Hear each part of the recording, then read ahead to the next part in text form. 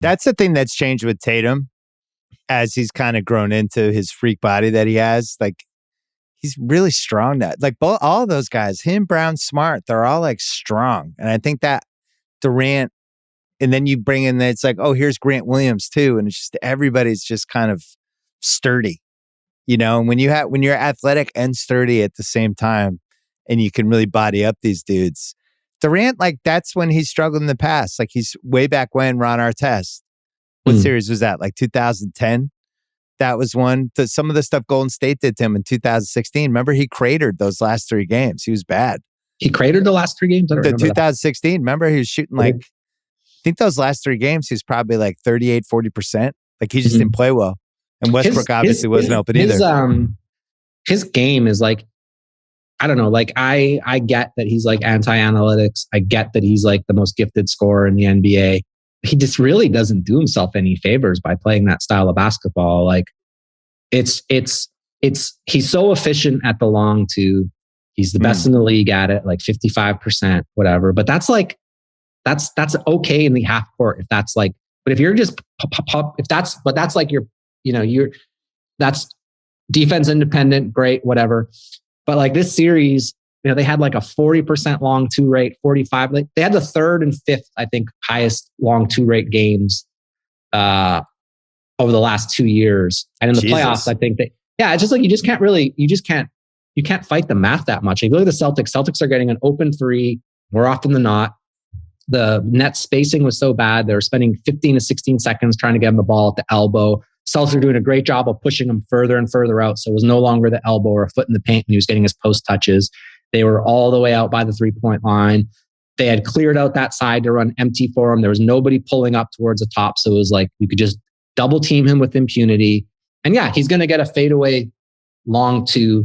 And if he makes it, you're like, oh, unguardable. But like, if you're to ask the Celtics, they'd be like, yeah, take 30 of these a game. We'd love you to, Whereas you can just come down and just bang in a 3 every now and then, hit a 3 or get to the rim because that's the thing. The thing that people don't realize, like this is a little anti-Nets rant. I apologize but it was so hilarious watching their offensive sets because people think like, okay, so Durant likes to take long 2s. He likes to post up. Great. Okay. It was kind of like similar to the KP situation in Dallas. Like that's good. But nobody else is ever getting to the rim when you do that. You understand that, right? Like when you're camped out there, we're never ever getting a layup. No, then we're not breaking down the defense. We're not getting a wide open 3. So it's like, yeah, it's efficient when he shoots the shot. But every other time he doesn't shoot the shot and he's just taking up space, you have an awful offense. Like they would get transition opportunities and he would run down and plant himself in the paint.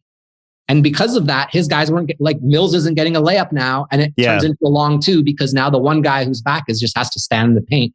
And unless the ball handler stops the 3-point line and shoots, you're not getting a wide open 3 or a layup. So I don't know, end of rant there. I just think like a guy like that who I actually really enjoy listening to him talk about the game of basketball because he's very smart. He's very thoughtful. He's obviously an amazing basketball player.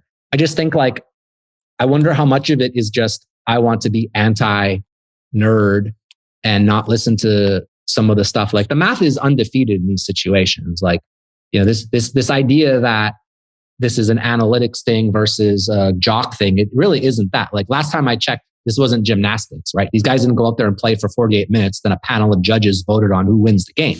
They keep score. So whoever's winning, there's math involved there. So why wouldn't you want to have the math work in your favor just a little bit more? Very tilting to watch, but also great to watch because you could just be like, oh yeah, I can just blindly bet on the Celtics every game because they get it. This other team doesn't. And the other team happens to be the public team and everyone thinks they're going to win because they're more, they have more stars. Because they have more famous players. Yeah. Well, ironically, Durant was in the right situation for all the stuff you just talked about, the 2017 Warriors. I thought the way they used movement for them. But even there, it started to go south as the years went on. But that first year, they had a lot of movement with him. Well, he talked about it. Well, but I just to be clear, I'm not even advocating movement. I'm advocating having 2 guys spaced out above the break on the hash. Yeah, I got you. Extreme spacing. Like you should never have more than 1 guy in the paint in a possession, and the Nets frequently had 2 and 3 guys in the paint for an like. Well, the irony is if you put him in the corner, it's